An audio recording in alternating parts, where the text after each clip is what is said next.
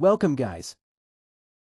Hello, we are going to differentiate between the normal resident of India and non-resident of India. So, for being the normal resident of India, you need to fulfill two conditions. First is you have to live in India for about 1 year, and the second condition is your economic interest should also be lie in the same country.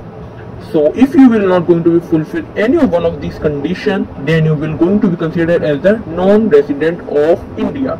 So, the first definition is normal resident of a country refers to an individual or an institute who reside in a particular country and their central interest also lie in the same country.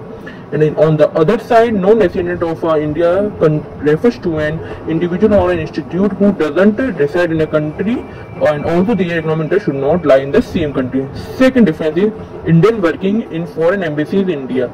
India की जो embassy होती है, they are located in the several different places.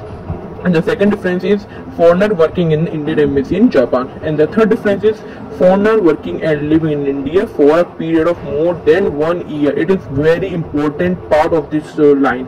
And except student, medical treatment, patient, etc. Because they are not being considered as a normal resident of any country. Indian citizen living and working in Japan for a period of more than 1 year. So thank you for watching this video, and if you liked it, so don't forget to like, share and subscribe, and also you can take the screenshot of this page. Thank you.